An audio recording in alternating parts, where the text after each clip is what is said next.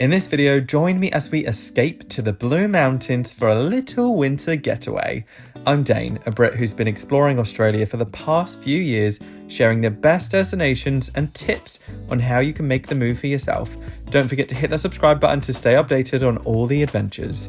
In the next 15 minutes, you can expect luxury house tours. So once you've done your business, you've got to put this on your poop. Delicious food, and master fire starting skills.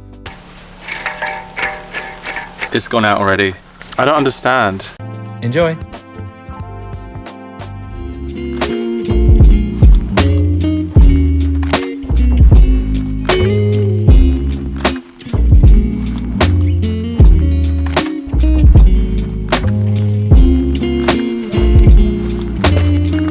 Welcome to one of my favourite places in the whole of Australia. If you've ever watched any of my videos or read any of my content or watched anything on Instagram, you know I love the Blue Mountains National Park. I am staying with a company called Tiny Away this weekend. They do beautiful tiny houses in the middle of nature. So we are currently in Kanimbla Valley. I think that's how it's pronounced, Kanimbla Valley.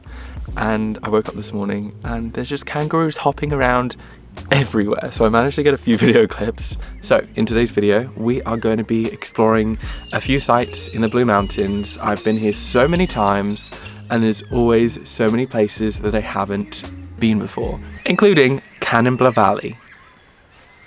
It's just quite nice to just actually sit here and enjoy all the noises. Wow, so cool.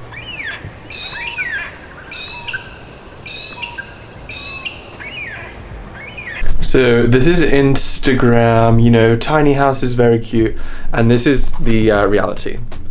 We just got stuff there, more stuff there, things everywhere. That's the only thing about a tiny house. It's very cute, it's very cozy, but there's not a lot of room to store your stuff. This morning for breakfast we have a chef's special on the menu. It's called porridge.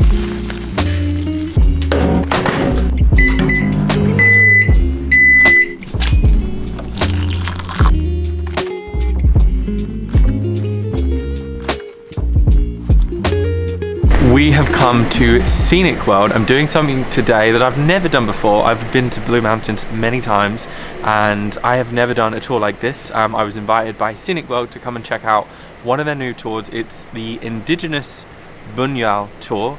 We're gonna have our own personal guide take us around Scenic World for the next couple of hours and share with us some information about the Buunyal Indigenous people and country.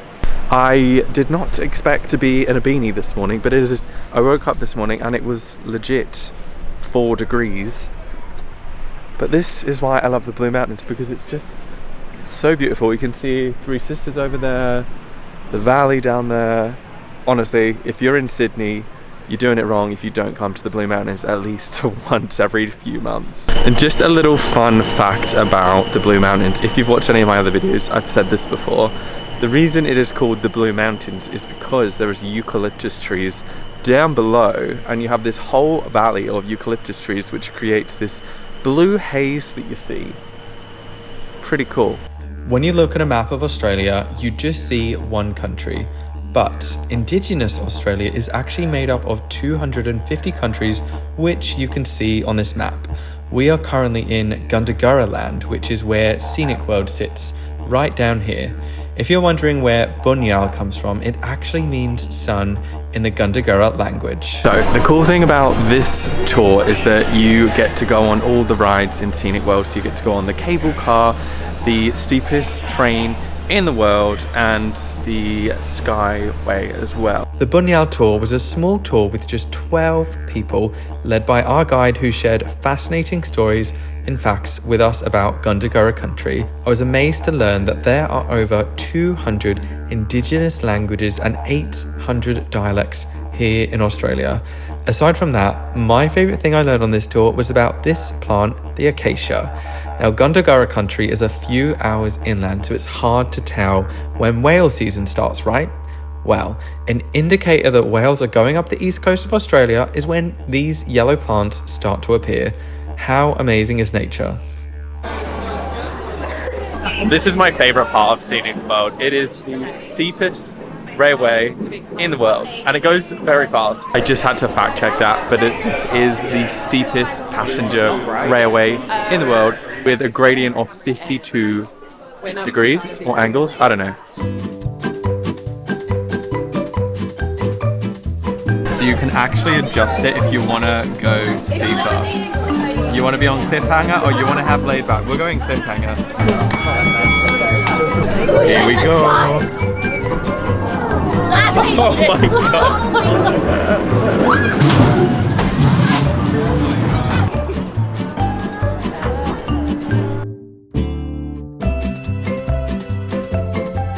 Unfortunately, there is a massive queue, but I'm so waiting for this because this is the best food in Katoomba. I think we waited like 5 minutes, and I'm so glad that we got a table inside because it is so cold today. If you're in Sydney, like going into the mountains is so much colder. I don't know why, but I'm ready for pho and vegan spring rolls. This is the vegan pho. Honestly, the best pho I have ever eaten. And it's so cold that this is going to be perfect to warm up with. Add some chili. I'm in heaven here.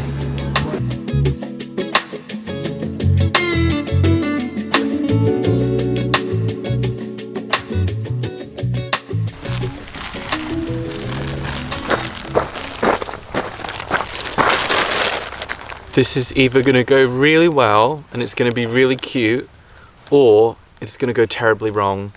A 30-year-old that has never started a fire before.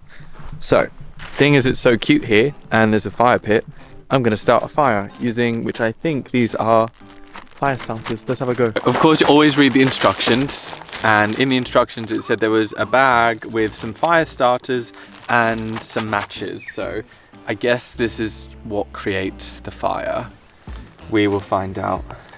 Here goes nothing. Nothing's happening. Oh, we have a fire. I think I did it. I am actually so chuffed. That is the first fire I've ever done, and it felt pretty simple, to be honest. A few minutes later. I think I fucked it. It's gone out already. Okay, there's a bit... No. I don't understand. I want a full fire. Okay, this is fire number 2. I've worked out from Google, you have to put little ones in first, build it up, and then we can put the big daddies on, which will wait a few more minutes, I think. If you're watching this at home, am I doing the correct thing? Because, like I said, I'm basically a fire virgin. This is my first time. Okay. As cute as this looks, it lasted for about 10 minutes before it went out, and I gave up. So let's just skip to the morning where I show you guys around.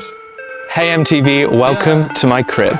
Just joking, obviously that was still me in the video yesterday. I'm gonna give you a quick tiny house tour before we head off to Katoomba to go to the Yellow Deli, best sandwich shop in the world. Let's go. So this is a tiny house in Kanimbla Valley. Kanimbla Valley, which is in the Blue Mountains National Park. So what I like about this tiny home, it's on 2 levels, and it is in the most secluded place I think I've ever stayed. Like, it's really far into a valley. We've just been waking up with kangaroos hopping about, which is quite cool. Obviously, in a tiny home, you do have a lack of space, but we have a couch here, we have a full kitchen, so there's a microwave. We also have an oven top as well, so if you did want to cook, there's a nice pizza place down the road, so we've just been going there. And it's not too far from Lithgow, so that is also full of nice places to eat. But it's a really nice experience to stay in a tiny home and just, like, you know, there's not much phone reception, it's very peaceful, it's very quiet, just can connect with nature, you know, the trees, the oxygen, the bushes, the Australian bush. Getting a bit carried away. I've stayed in a couple of tiny homes as well, and I like that they give you lots of, you know, salt, pepper, all these little things that you just want when you stay in an Airbnb. Come through to the bathroom. So as you can see, the bathroom is very small. We have a pocket door. I only know that because I watch these real estate programs like Sun and Sunset. The toilet is a bit of a strange situation. So this is a compost toilet, so there's no flush. So once you've done your business, you've got to put this on your poop and then spray, and then good to go. Saving the planet, one compost toilet at a time. So I'm just gonna go to the toilet now. I'm joking, I went this morning. Okay, so that is the tiny bathroom in the tiny house. Come on, back it up. Just can't get the help these days. Hey mate, beep. And then up here we have the first and only bedroom. I don't drink alcohol, but I feel like if I did, I would definitely fall down here. A good thing about up here, there is a heater here and air conditioning, and it gets nice and toasty up there. So let's just climb up here. As you can see, this is 2 floors of the tiny home. Comment down below, would you ever live in a place like this? Obviously very minimal space, but I like what they do with the space that they have. You know, like obviously breaking it up into 2 levels. So we have a bed up here. We've even got a cute little polar bear. So we have a double or queen size bed, probably a queen size bed. And then we have this big window where you can see the kangaroos. We have a nice little hammock. So let's go check out the outside. So as you would have seen in yesterday's segment, I tried to light my first fire. It was kind of successful. I don't understand. We have manly things like logs that you can put in the fire, but to be honest, it went out after 10 minutes, so I just stopped recording. And this is my favorite part of the whole tiny house. Just gonna quickly run. Don't have much time. So I saw the cutest thing this morning. So I woke up, peeked out the window, and there was a kangaroo trying to get in my hammock. It's my hammock, mate. So for whatever reason, there is a tiny chapel near the tiny house. So let's go have a look. There's also really cute donkeys there. Oh, they're so sweet. Hey mate, I want to know what their names are. They're so cute. Let's go to the chapel, baby. It says, come on in. Could you imagine if there was someone in there? Wow. Look at this cool church. It's so cute. I wonder why there is such a small chapel in the middle of a random valley. The tiny chapel with a tiny chapel book. I'm not actually religious, so I probably shouldn't write in this. If you want to stay here, there's a cute tiny chapel if you're religious. Bye, mate. They're clearly not bothered. So we are all checked out of the Airbnb now. It is absolutely freezing. We've just come down to Blackheath, so one of my favorite things to do in the Blue Mountains is go thrifting, look through the vintage stores, and there's a really amazing one in Blackheath, which I'm going to go inside now because I am freezing.